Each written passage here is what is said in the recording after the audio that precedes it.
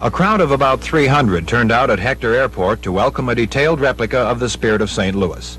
That's the plane that made aviation history and an international hero of a Minnesota man, Charles Lindbergh. He was the first to make a non-stop transatlantic flight from New York to Paris. All of that happened in May of 1927. To commemorate the event's 50th anniversary, the Experimental Aircraft Association constructed a replica of the Spirit of St. Louis and is taking it on the same promotional tour Lindbergh did following his historic flight. The tour spans nearly 5 months and will cover more than 100 cities in 48 states. Among the spectators in Fargo today was 85-year-old Basil Kolaski. He is and has been for a long time an amateur photographer. Kolaski was in Fargo the day Charles Lindbergh landed here nearly 50 years ago and remembered the day very well. Remember, it was a kind of a cloudy day, and we heard that Lindbergh was coming. And of course, as you know, the country was aflame with the great feat that Lindbergh had accomplished of flying the Atlantic alone. He didn't make the first landing, see? He came in once and he didn't land. So he flew around back, and then he came in the second time and landed.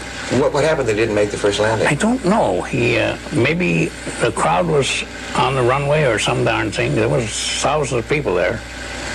But he came in, and we were disappointed. We thought that's all we were going to see. We thought he'd gone again. But no, he flew around and made another attempt at landing, which was successful the second time. Well, he got out of the plane, and I was there. Boy, was I happy to see a man so famous as Lindbergh.